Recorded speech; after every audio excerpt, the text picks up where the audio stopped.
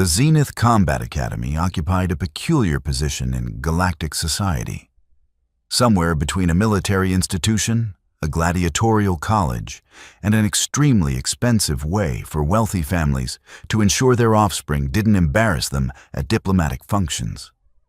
Sprawled across 3 interconnected space stations in the Tertian sector, it had been training the galaxy's elite warriors for approximately 400 standard years, which was either an impressive legacy or a depressing indication that violence remained the universe's most reliable constant. The Academy's reputation rested on 3 pillars: its brutal training regimen, its extraordinary pass rate, approximately 30%, which the administration marketed as selective excellence, and its scanning technology. The scanners, massive cylindrical constructs that hummed with enough processing power to simulate entire planetary ecosystems, could analyze a species' combat potential down to the cellular level. Bone density, muscle fiber composition, neural pathway efficiency, reaction time predictability, threat assessment capability, prey drive, predator instinct. The machines quantified violence with scientific precision. And according to every scanner ever constructed, humans were laughably unsuited for combat. The data was consistent across decades of testing. Earthborn specimens demonstrated inadequate musculature, embarrassingly fragile skeletal structures, pathetically slow baseline reflexes, and a complete absence of natural weaponry. No claws, no venom, no exoskeletal plating, no redundant organs, no regenerative capabilities, nothing. They possessed something called endurance running, which the galactic martial community found adorable in the same way one might find a 3-legged creature attempting to dance adorable. Persistence was lovely for administrative positions, but it didn't stop a combat blade or deflect a plasma bolt. The Academy had graduated exactly 4 humans in its 400-year history. All 4 had washed out of actual military service within 2 years, discovering that real combat differed significantly from controlled training environments. The galaxy had learned its lesson. Humans made excellent accountants, adequate diplomats, and terrible warriors. This was simply scientific fact, as reproducible and reliable as gravity. Instructor Vrock had built his entire teaching philosophy around scientific facts. A Krellian with 4 articulated arms, 2 powerful legs, and an exoskeletal structure that could deflect small arms fire. He embodied everything the combat academies valued. His species had evolved on a high-gravity world where the local fauna considered anything without natural armor to be a convenient snack. Krellians who survived to adulthood were fast, strong, and possessed the kind of situational awareness that came from 10,000 generations of ancestors who'd failed to notice the predator behind them being removed from the gene pool. Vrock had been teaching at Zenith for 15 standard years. His specialty course, Fundamentals of Lethal Engagement, carried a reputation that preceded it like a shockwave. Students either loved him or feared him, and frequently both simultaneously. His teaching method was simple. He lectured about combat theory while randomly attacking his students without warning. Those who survived the semester learned to maintain constant vigilance. Those who failed learned valuable lessons about career alternatives. He'd never permanently injured a student. His control was absolute. But the medical bay kept detailed records of his classes for insurance purposes. Broken bones healed after all, and pain made a more effective teacher than any holographic simulation. Vrock considered this approach both efficient and honest. The universe didn't announce its attacks with polite warnings. Why should he? His particular contempt for soft species was well documented. The handful of humans who'd attempted his course over the years had provided endless entertainment. They flinched at shadows, Their reaction times lagged behind even the Gorelian sloths, who at least possessed natural toxins as compensation, and their structural fragility meant he had to significantly restrain his demonstrations to avoid accidentally killing them. It was like teaching combat to animated gelatin. Possible theoretically, but ultimately pointless. The annual intake ceremony began at dawn station time, with approximately 300 cadets gathered in the central amphitheater. The architecture was deliberately intimidating. Obsidian walls that absorbed sound, gravity plating set 15% higher than standard to test endurance before training even began, and lighting that cast dramatic shadows suitable for a facility that took itself extremely seriously. The scanning process was public, displayed on massive holographic screens so everyone could witness the hierarchy being established. One by one, cadets approached the scanner cylinder, stepped inside, and waited while the machine dissected their genetic potential. A Thoraxian female went first. Her chitinous exoskeleton gleamed under the harsh lights. The scanner hummed for precisely 12 seconds before displaying her results. Combat effectiveness rating 847, threat classification Alpha 3, recommended specialization, heavy assault. The amphitheater erupted in respectful applause. She nodded with proper Thoraxian stoicism, which involved absolutely no visible emotion whatsoever, and took her seat in the upper ranks. A Velcrin male followed, his 6 eyes reflecting light in unsettling patterns. His species possessed predictive combat reflexes. They could see approximately 1.3 seconds into the probabilistic future, which made them extraordinarily difficult to surprise. Combat effectiveness rating 923, threat classification Alpha 2. More applause. The ceremony continued. An Osarian with crystalline skin that diffracted energy weapons, rating 891. A Terulian pack-bonded trio who fought with perfect coordination, combined rating 1:247. A massive Korthian whose species was basically sentient military hardware, rating 104. Then, roughly 40 minutes into the ceremony, a human female approached the scanner. The amphitheater didn't go silent. That would have been too dramatic. Instead, it filled with the sound of 300 cadets trying not to laugh out loud, which produced a sort of collective, strangled wheezing noise that was somehow worse than open mockery. She was average height for her species, which meant she was significantly shorter than most assembled cadets. Dark hair pulled back in a practical manner. Medium brown skin, the kind of functional physique that suggested regular exercise without any particular genetic advantages. She wore the standard academy jumpsuit, carried herself with reasonable confidence, and looked about as threatening as a decorative plant. The scanner hummed. 12 seconds passed, then 20, then 30. Confused muttering rippled through the crowd. Scanners never took this long. The machine was probably recalibrating, assuming it had malfunctioned, unable to believe any species could score this poorly. At 47 seconds, the results appeared. Species: Earthborn, human. Combat effectiveness rating 127. Threat classification Delta 7, minimal. Recommended specialization: logistics support. The amphitheater exploded into laughter. Rating 127. The Gorelian sloths averaged 340. The administrative drones who maintained the facility's computers averaged 215. This human had scored below the threshold for potentially dangerous if cornered. She'd essentially tested as ambulatory furniture. The human stepped out of the scanner, glanced at her displayed results with an expression of profound disinterest, and walked to the lowest seating section, the area reserved for species who were technically accepted, but probably shouldn't expect to graduate.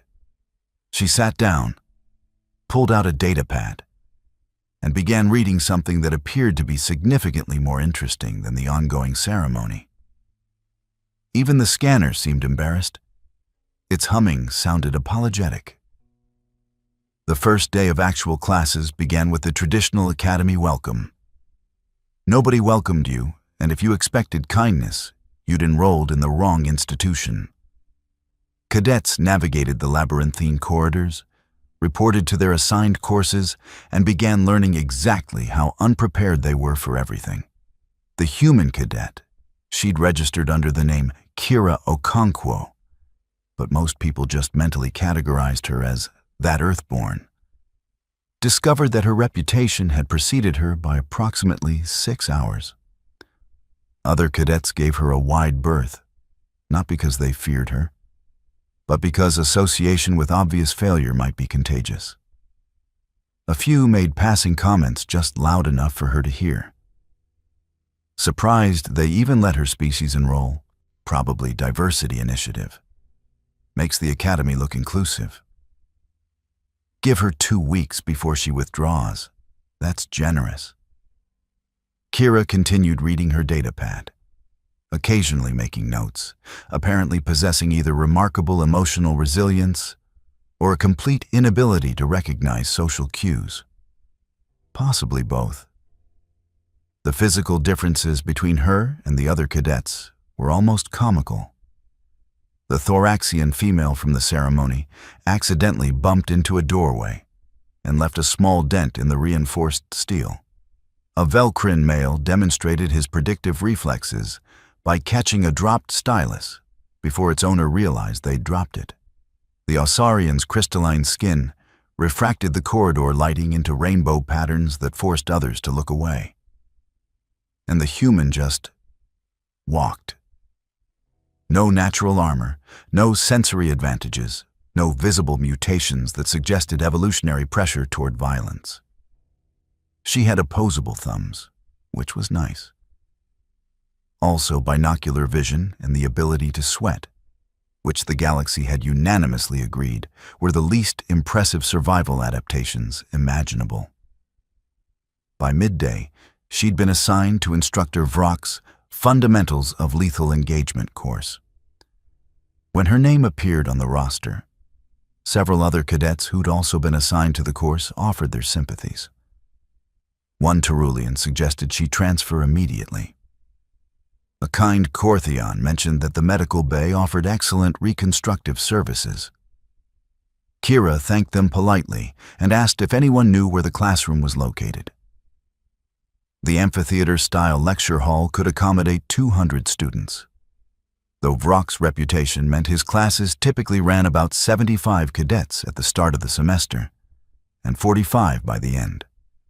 Those who withdrew usually did so after the first random attack, suddenly remembering urgent family obligations or previously undiscovered medical conditions. Vrock stood at the center of the space, his forearms clasped behind his back in a posture that suggested both authority and the capacity to explode into violence at any moment. His exoskeletal plating gleamed under the overhead lights, each segment overlapping with precision that would make armor manufacturers weep with envy.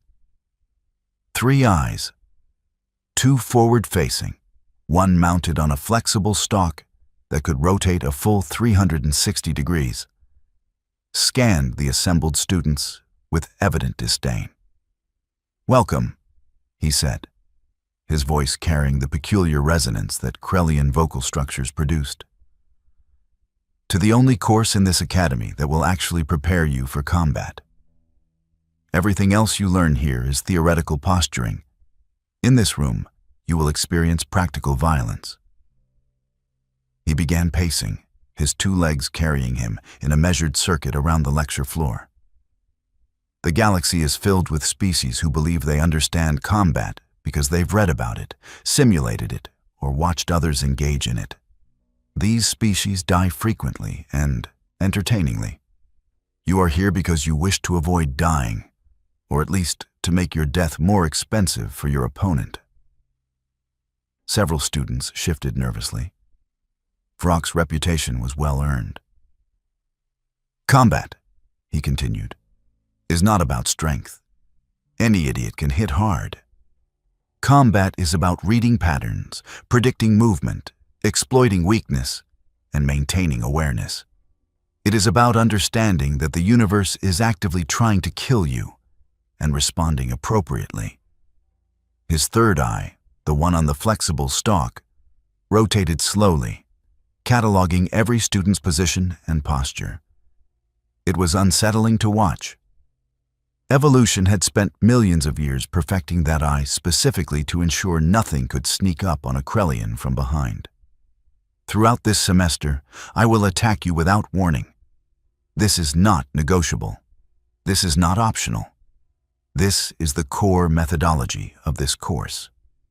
Vrock's mandibles clicked in what might have been amusement. Those who survive will have learned something valuable.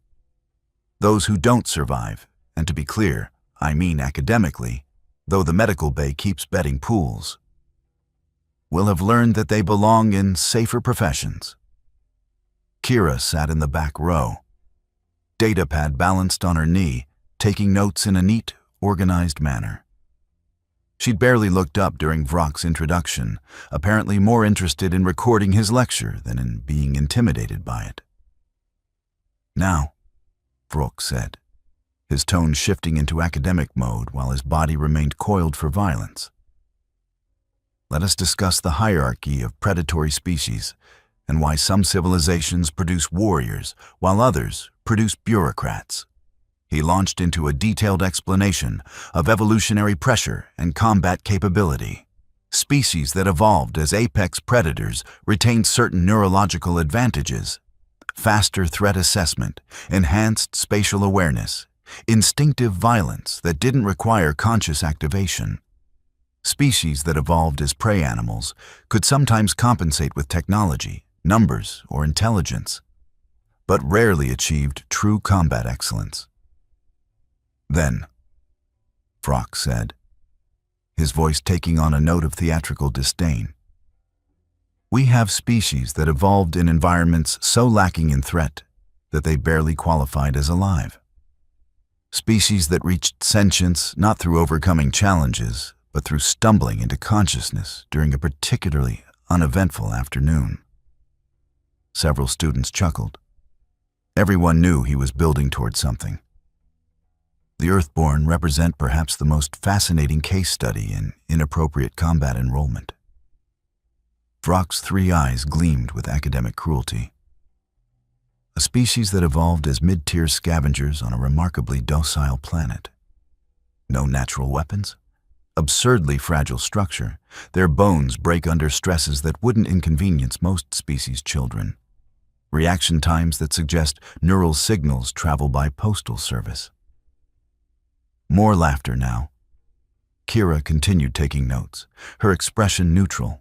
They possess endurance running, Vrock said, making it sound like a venereal disease. The ability to pursue prey over long distances until it dies of exhaustion. This is the evolutionary equivalent of winning a fight by boring your opponent to death. Admirable in its way, certainly, but utterly useless in any actual combat scenario where the enemy has discovered ranged weapons. He paused, letting the mockery settle. And yet, every few years, a human enrolls here. Hope, apparently, springs eternal. Intelligence, however, does not. The third eye on its stalk had been rotating throughout the lecture, and Vrock's position had been steadily shifting. Students who'd survived previous semesters recognized the pattern. He was setting up for his first demonstration, the attack that established the tone for the entire course. A Thoraxian male in the middle section noticed Vrock's trajectory and tensed slightly. That micro-adjustment saved him. Vrock exploded into motion mid-sentence, crossing 15 feet in a blur of exoskeletal efficiency, one leg snapping up in a roundhouse kick that would have sent an unprepared student into the medical bay for reconstructive work. The Thoraxian's instincts fired. He brought both arms up in a desperate block, his chitinous plating absorbing most of the impact. The sound was like a hammer striking an anvil. The student staggered backward 3 steps, his arms trembling, but he remained upright and conscious. Vrock landed smoothly, all 4 arms balancing his mass, and nodded with satisfaction. Adequate. Your defensive reflex activated appropriately. 3.7 seconds from initial perception to full defensive posture. Not exceptional, but survivable. He glanced at the rest of the class. Notice how Cadet Thorax recognized the threat vectors and responded with his species' natural defensive structure. This is instinct refined by proper evolutionary pressure. The Thoraxian, Thorax, slowly lowered his arms, adrenaline surging through his system in quantities that would have killed a human. Several other students looked distinctly uncomfortable, suddenly aware that Vrock's lecture was also active threat assessment. Warriors, Vrock continued, as if he hadn't just attempted to concuss a student, must maintain constant vigilance. The universe announces neither its intentions nor its schedule. You will be eating breakfast, and the universe will decide that breakfast time is over. You are now in combat. Adjust accordingly or die. He resumed his pacing, but his trajectory had shifted. Students in the upper sections relaxed slightly. Those in the middle remained alert, and those in the back, where Kira sat quietly taking notes, began to realize that Vrock's path was bringing him steadily in their direction. A Velcrin female 3 rows from the back subtly adjusted her position, her 6 eyes tracking multiple probabilistic futures. The Osarian beside her allowed light to refract differently through his crystalline structure, a stress response common to his species. Even the Gorelian sloth, who'd been half asleep, became marginally more conscious. Vrock continued lecturing about neural pathway efficiency and threat recognition, but his third eye remained locked on the back section. The human was still writing notes, seemingly oblivious to the incoming danger. Several students exchanged glances. This was going to be educational in the worst possible way. Species lacking predatory evolution, Vrock said, his tone taking on a clinical quality, demonstrate measurably slower reaction times. The neural pathways simply haven't been optimized by survival pressure.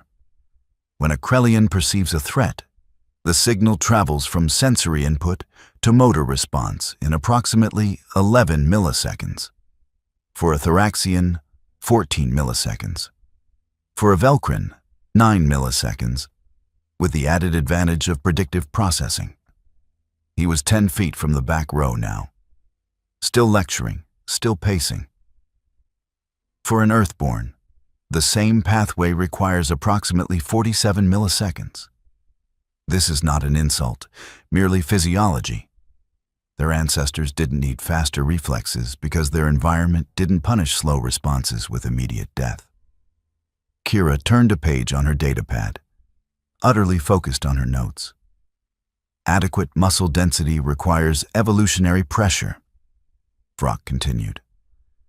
Proper skeletal reinforcement requires environmental stress. Combat instinct requires ancestors who failed to develop combat instinct being removed from reproduction. The Earthborn possessed none of these advantages because they evolved in a relatively peaceful ecosystem where the greatest threat was apparently weather patterns and social awkwardness. He was 5 feet from Kira now. The students in adjacent seats had gone completely still, not wanting to attract attention. When you combine inadequate reflexes with fragile structure and absent combat instinct, you produce a species fundamentally unsuited for martial engagement. This is not cruelty, it is mathematics. The numbers do not lie. The scanners do not lie. Biology does not lie. 3 feet away. His third eye was locked on Kira while his other 2 maintained their forward focus, the perfect predator's awareness. And this is why enrollment standards exist, why classification systems matter. Why some species should accept their limitations and pursue careers in fields where their inevitable failure won't result in. Vrock struck mid-sentence, his lecture flowing seamlessly into explosive violence. His right leg snapped up in a devastating roundhouse kick, the same technique he'd used on Thorax, but faster, harder, aimed with surgical precision at Kira's head. His exoskeletal structure made the strike essentially a kinetic weapon. Enough force to knock a human unconscious without causing permanent damage. Calibrated perfectly for teaching a brutal lesson about appropriate career choices. The kick moved faster than most species could track. 47-millisecond neural pathway delay meant Kira should have been unconscious before her brain registered the threat. Her left hand snapped up and caught his ankle mid-flight. The amphitheater went silent. Not the gradual kind of silence where sound fades away, but the instant, total silence that occurs when reality has just violated everyone's understanding of physics simultaneously. Kira's hand had closed around Vrock's ankle with casual precision, stopping his kick completely.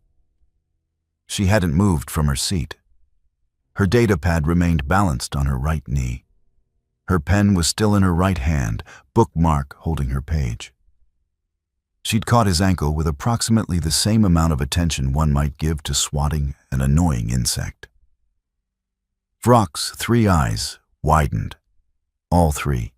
Even the one on the stalk, which required significant neural override to express surprise. The kick had been moving at approximately 67 kilometers per hour. The force behind it was sufficient to crack thoracian chitin. And this human, this soft-bodied, inadequate reflex, evolutionary mistake of a species, had stopped it cold.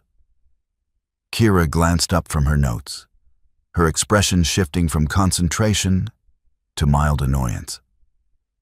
She looked at Vrock's ankle in her hand, then up at Vrock's frozen face, then back to the ankle with the kind of weary resignation normally reserved for discovering you'd stepped in something unpleasant.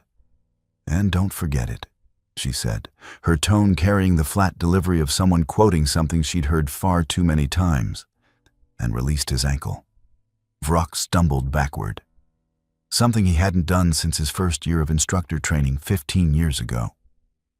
His forearms windmilled for balance, mortifying for a Krellian, before he recovered his stance. His minds, Krellians had three partially independent neural centers, were all screaming contradictory information at each other. The scanner had said this was impossible. The physics had said this was impossible. Every statistical model, every combat simulation, every biological analysis had said this was categorically, definitively, mathematically impossible. And yet, his ankle still retained the tactile memory of her grip, and his entire kinetic chain still vibrated with the shock of his strike being stopped effortlessly. "Explain," Vrock said, his voice carrying harmonics that indicated genuine confusion rather than anger. "Explain how you reacted in under 11 milliseconds when your species' neural pathways require 47. Kira sighed, the sound carrying profound weariness. She closed her datapad, apparently accepting that further note-taking was now impossible. "I grew up in Johannesburg, South Africa, Earth. 3 brothers, all older. Family tradition of surprise attacks during meals, showers, sleep. Basically any time we weren't actively making eye contact with each other. You learn to read tells." "Tells?" Vrock's third eye stalk rotated slightly, indicating confusion, body language. Micro-expressions, weight distribution, breathing patterns. "Your third eye locked onto me 47 seconds before you struck. Your left rear leg shifted weight 32 seconds out. Your mandibles clicked 3 times in the last 10 seconds. Pattern matched to your earlier demonstration on Thorax. By the time you actually kicked, I'd been ready for 18 seconds. The amphitheater remained silent. Every cadet was staring at either Kira or Vrock or both, trying to process what they'd just witnessed. The scanners, Vrock began, measured baseline physical reactions, yeah. Kira shrugged. Run at me from behind while I'm sleeping. I'll react in 47 milliseconds and probably die. But I wasn't sleeping. I was paying attention. Humans are really good at paying attention. Your species evolved as scavengers, Vrock said, his tone suggesting he was trying to reconcile observable facts with established knowledge and failing spectacularly. Persistence hunters, Kira corrected. We chased prey for hours or days until it collapsed from exhaustion. You know what that requires? Reading behavior, tracking patterns, predicting movement, understanding that the antelope's going to break left because it broke left the last 3 times, and its right rear leg is showing early-stage injury. She stood up, apparently deciding that this conversation required not being seated. At full height, she was still notably shorter than Vrock, which made the situation somehow more absurd. We also did a lot of tribal warfare. Thousands of years of humans killing other humans in increasingly creative ways. Fighting opponents who were exactly as smart as we were, who knew all the same tricks, who could plan and adapt and learn. You want to know what that evolutionary pressure produces? Pattern recognition. The ability to read intent. Combat intelligence rather than combat instinct. The scanner rated you Delta 7, Vrock said, still processing. The scanner measured whether I could win a physical confrontation with a Thoraxian in pure strength competition. Kira's expression suggested she found this metric hilariously inadequate. I can't. I'd lose badly. But combat isn't arm wrestling. It's reading your opponent, exploiting mistakes, and hitting things they didn't expect to get hit. She walked down to the lecture floor, her movement casual. I also grew up in 1.3 G Earth gravity. Played rugby for 6 years. That's a full contact sport where 30 people try to break each other for 80 minutes. Trained in 3 martial arts because my mom insisted all her kids learn self-defense. And yeah, 3 brothers who thought sneak attacks were the height of comedy. You learn to stay ready or you learn to enjoy being tackled into furniture. Vrock's mandibles clicked rapidly, a Krellian gesture indicating intense thought. Your reaction time is still 47 milliseconds if you surprise me, Kira interrupted. But you didn't surprise me. You broadcast your intention like a propaganda station. I wasn't reacting to your strike. I was reacting to your decision to strike, which you made 47 seconds earlier. Several students were frantically taking notes now, apparently recognizing that they were witnessing either a breakthrough in combat theory or an elaborate hallucination. Demonstrate, Vrock said abruptly. His professional curiosity had fully activated, overriding his earlier contempt. Come to the demonstration floor. I want to test this properly. Kira sighed again, deeper this time. Can I finish my notes first? No. Fine. She walked to the center of the floor, standing approximately 15 feet from Vrock. What do you want me to do? React, Vrock said, and struck without further warning. This time he used 2 arms, coming in from different angles, testing whether her earlier catch had been luck or skill. His upper right arm snapped a jab toward her face, while his lower left went for a body shot. Classic multi-vector assault.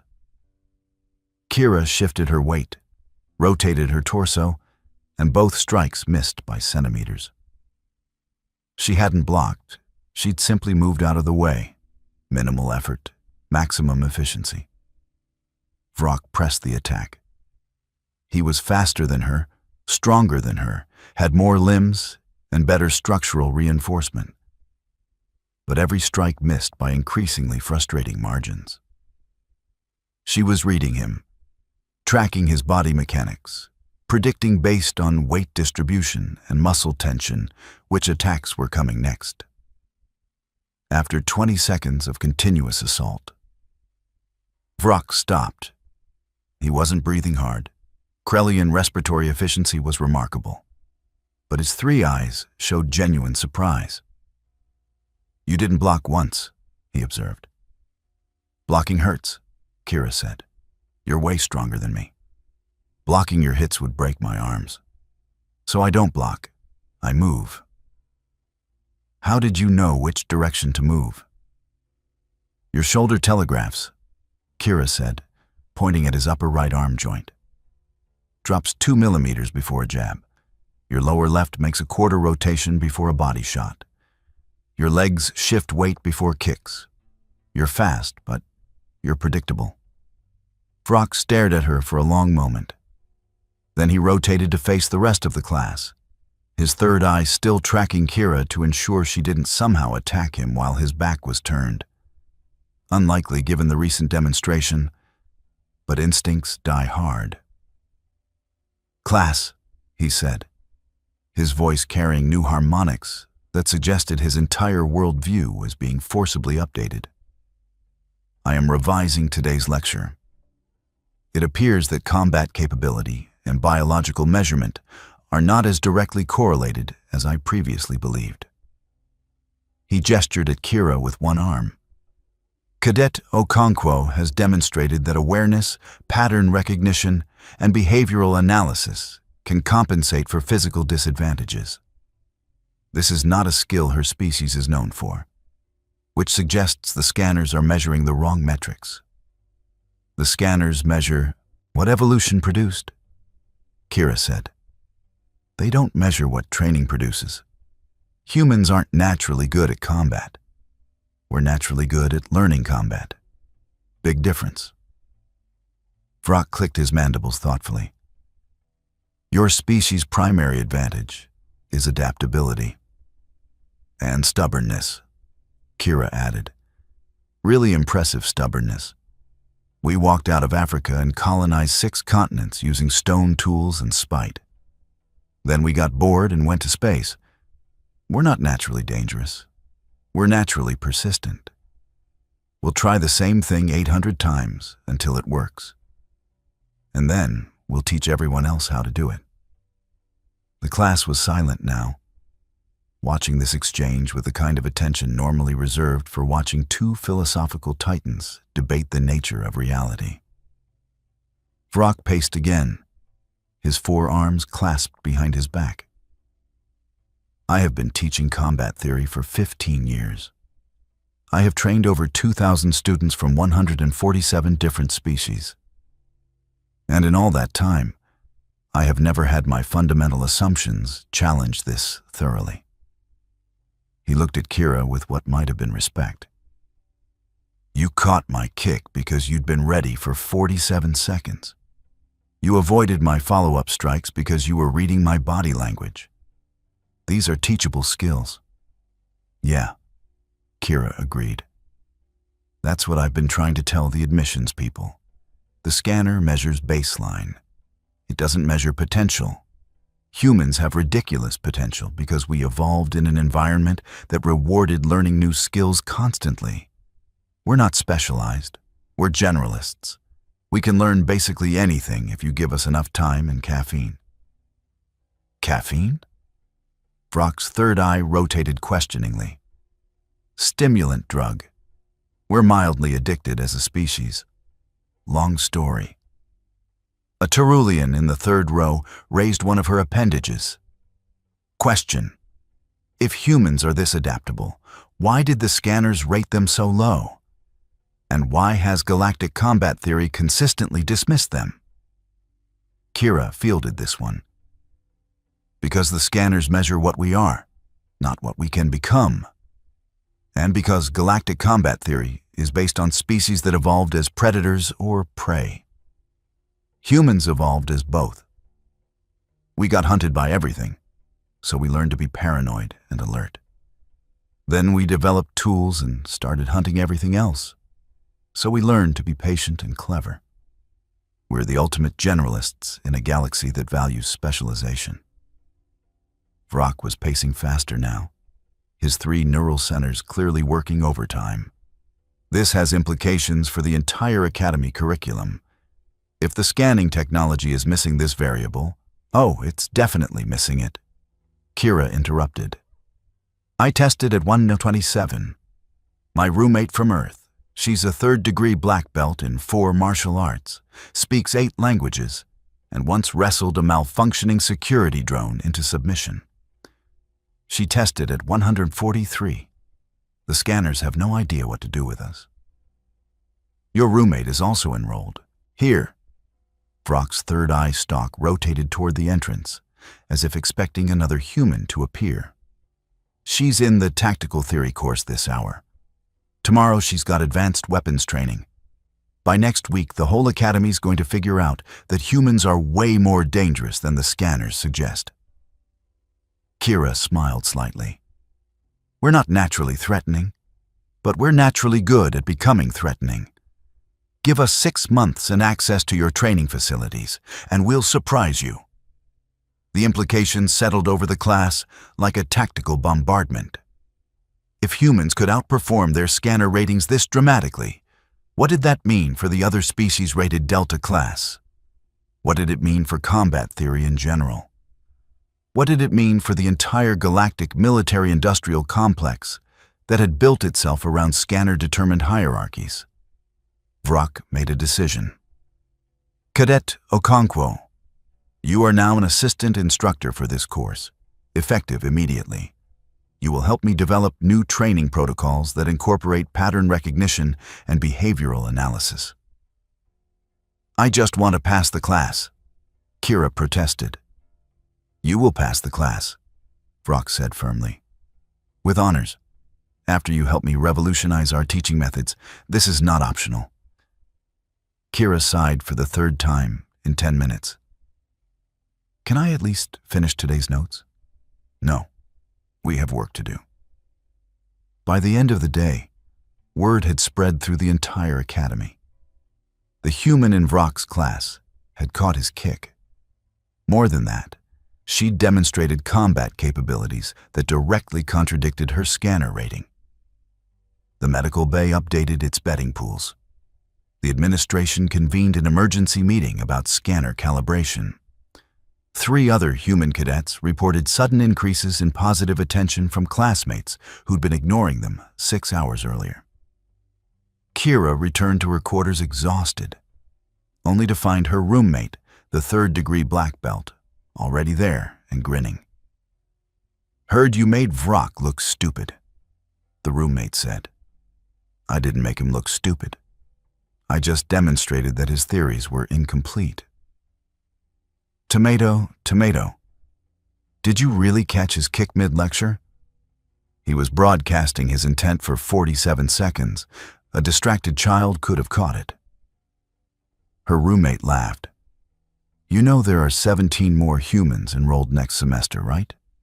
Word got out. Earth kids who tested low but wanted to prove something. They're all coming here now because you made it interesting. Kira collapsed onto her bunk. Great. So I've accidentally started a thing. You've started a thing, her roommate confirmed. The galaxy thinks we're soft. You just demonstrated we're sneaky. That's so much worse for them. The next morning, Vrock requested a meeting with the Academy administration.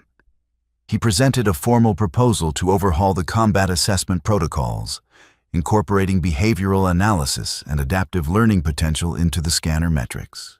The proposal was academically sound, professionally presented, and absolutely revolutionary. The administration formed a committee to review his recommendations. Committees moved slowly.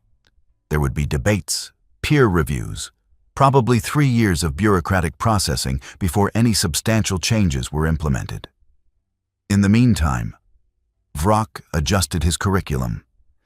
He started incorporating Earth-style tactical analysis into his lectures, teaching students to read opponents rather than just react to them.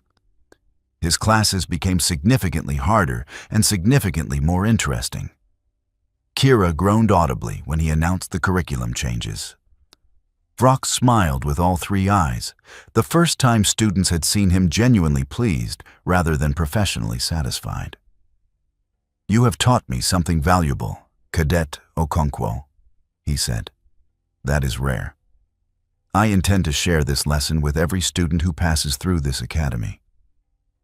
"I just wanted to pass the class," Kira muttered. "You will pass the class," Vrock assured her. "After you help me revolutionize galactic combat theory. This is still not optional." 3 months later, the Academy updated its medical bay again. Injuries were down 17% in Vrock's classes, which the administration found baffling until they reviewed the teaching methods. Students were learning to avoid attacks rather than absorb them, to read patterns rather than react blindly. The techniques were spreading to other courses. By the end of the academic year, 4 more humans had caught Instructor's surprise attacks. The scanners still rated them Delta class. The instructors had stopped trusting the scanners. The galaxy's combat academies would eventually update their protocols, incorporating adaptive learning potential and behavioral analysis into their assessment criteria. But bureaucracy moved slowly, which meant approximately 7 years of committee meetings, professional debates, and carefully worded policy recommendations. In the meantime, human enrollment at Zenith increased by 400%. Word had spread through Earth's military academies. The galaxy thought humans were weak, which meant the galaxy was about to learn an expensive lesson. Vrock requisitioned a larger medical bay, started wearing reinforced boots, and developed a new teaching philosophy. Never trust the scanner. Trust what you observe. And if a species has survived long enough to develop space travel despite being rated Delta class, perhaps the scanner was measuring the wrong things entirely. Kira graduated with honors, mostly because Vrock made it administratively impossible for her not to. She went on to a distinguished military career, largely spent teaching other species why underestimating humans was a tactical error. She maintained that she wasn't particularly special, just a moderately trained human who'd learned to read body language from 3 annoying brothers. The galaxy eventually accepted that humans were significantly more dangerous than their biology suggested. This acceptance came slowly, reluctantly, and usually after someone had made the mistake of attacking a human who'd been paying attention for the last 47 seconds. The scanners never quite figured out how to measure it. You couldn't quantify stubbornness, adaptability, or the willingness to practice the same technique 800 times until it worked perfectly. You couldn't scan for the kind of pattern recognition that came from chasing prey across continents or fighting wars against opponents exactly as intelligent as yourself. But every combat instructor who'd ever had a human catch their surprise attack learned the same lesson Vrock learned. Biology wasn't destiny. Training mattered. Awareness mattered. And species that looked soft could still bite hard if you gave them sufficient motivation and time to learn where to bite. The galaxy had built its combat hierarchies on the assumption that evolution determined everything. Then humanity showed up and politely suggested that evolution was just the starting point. What came after, the learning, the adaptation, the stubborn refusal to accept limitations, mattered significantly more.